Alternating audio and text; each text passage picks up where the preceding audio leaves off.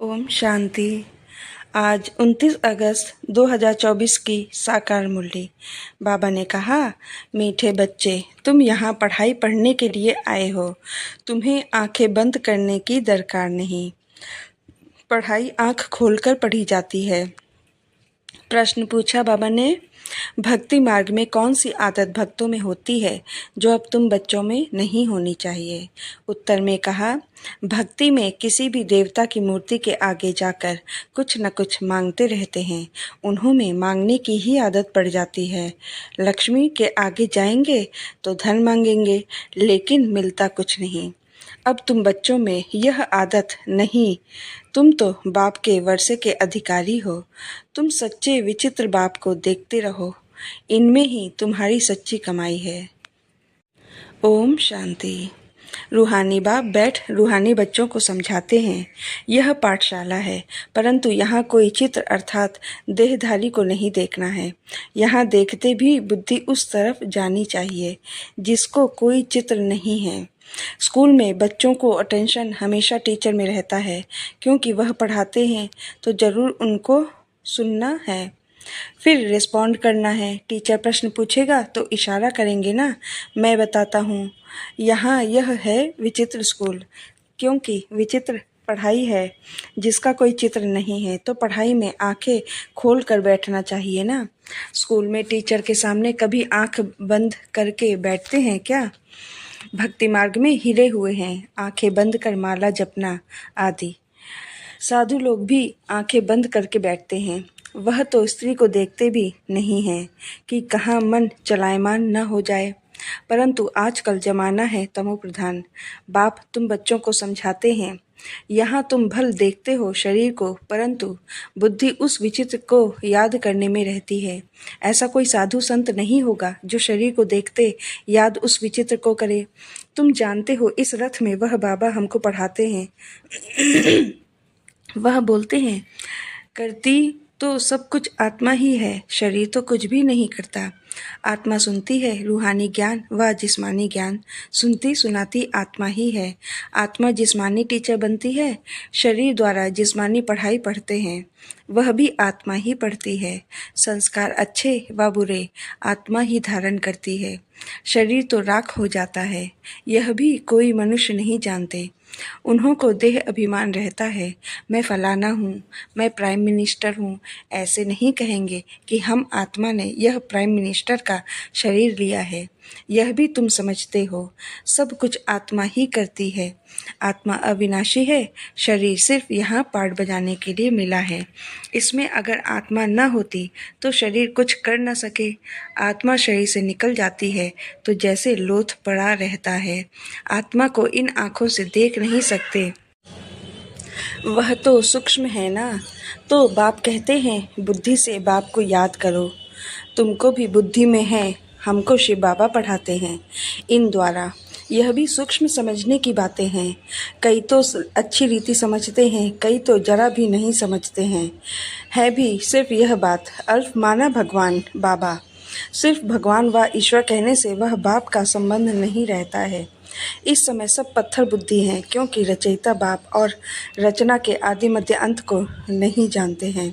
यह वर्ल्ड की history geography repeat होती रहती है। अभी संगम युग है, अभी यह किसको पता नहीं है। तुम समझते हो, आगे हम भी नहीं जानते थे। बाबा अभी हम तुम्हें यहाँ ज्ञान से श्रृंगारते हैं, फिर यहाँ से बाहर जाते हो तो माया धूल में लथेड़ ज्ञान श्रृंगार बिगाड़ देती है। बाप श्रृंगार तो करते हैं, परंतु अपना पुरुषार्थ भी करना चाहिए। कई बच्चे मुख से ऐसा बोलते हैं जैसे जंगली श्रृंगार जैसे हुआ ही नहीं है। सब भूल जाते हैं। लास्ट नंबर में जो स्टूडेंट बैठे रहते हैं उनकी पढ़ाई में इतनी दिल नहीं लगती है। हाँ, फैक्ट्री आदि में सर्विस कर साहूकार बन जाते हैं। पढ़ा हुआ कुछ नहीं, यह तो बहुत ऊंच पढ़ाई है।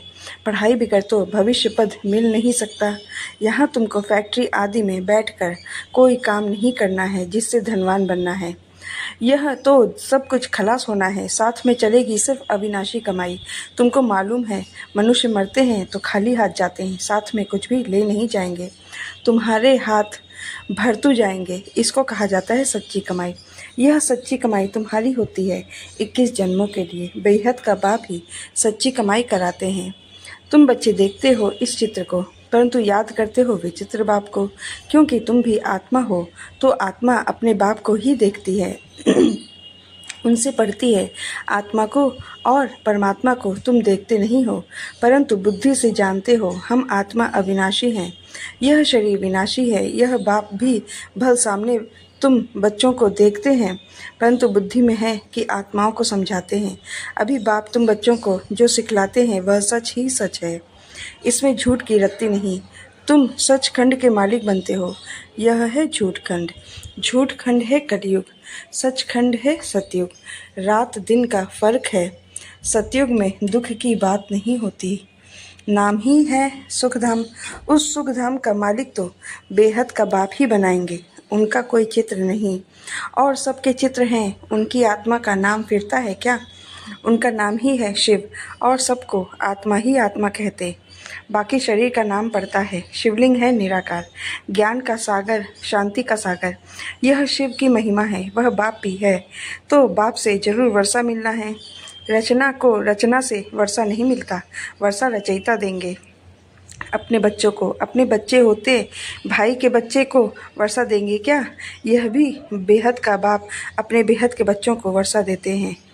यह पढ़ाई है ना, जैसे पढ़ाई से मनुष्य बैरिस्टर आदि बनते हैं, पढ़ाने वाले से और पढ़ाई से योग रहता है।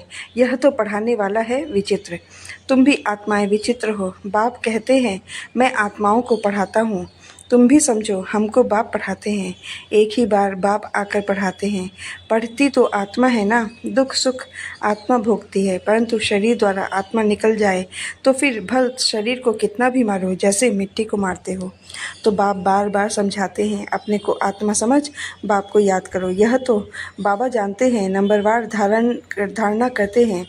कोई तो बिल्कुल जैसे बुद्धू हैं, कुछ नहीं समझते। ज्ञान तो बड़ा सहज है, अंधा लूला लंगड़ा भी समझ सकते हैं, क्योंकि यह तो आत्मा को समझाया जाता है ना। आत्मा लूली लंगड़ी नहीं होती, शरीर होता है।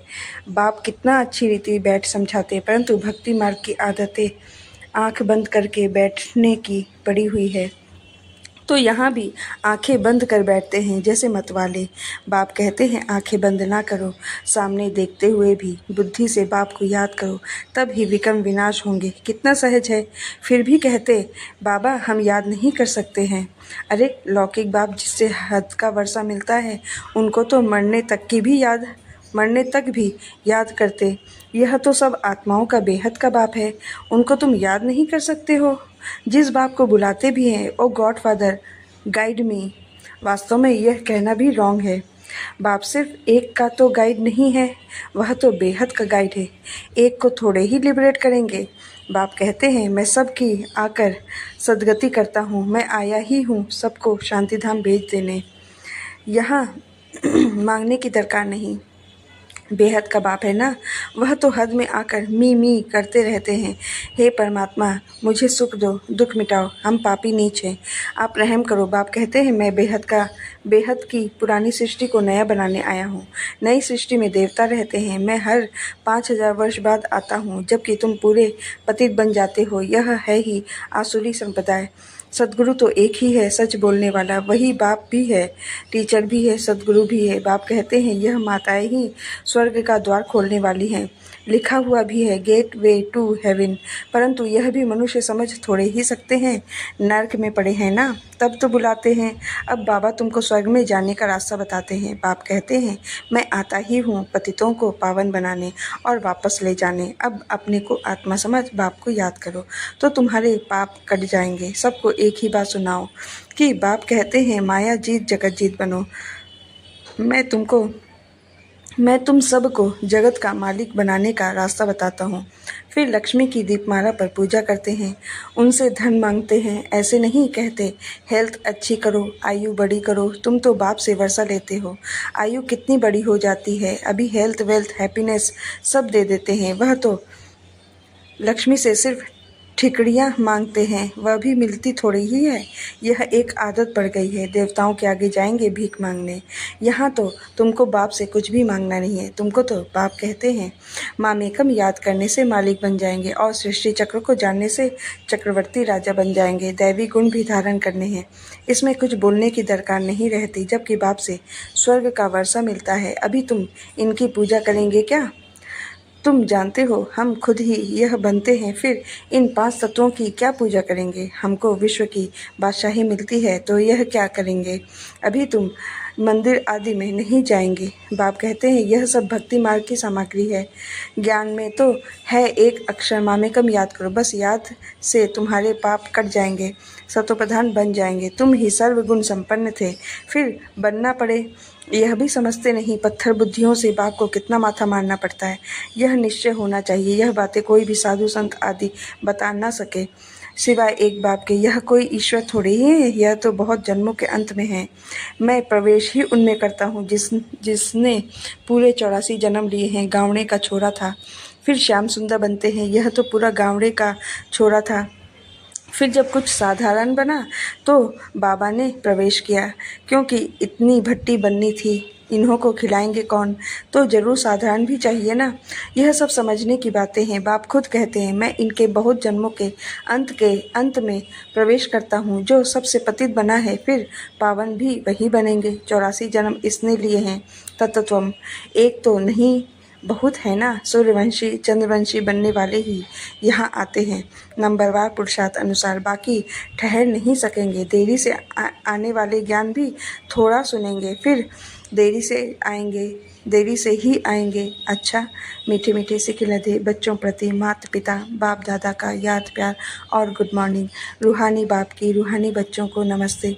हम रूहानी बच्चों की रूहानी बाप दादा को याद प्यार गुड मॉर्निंग, नमस्ते नमस्ते नमस्ते।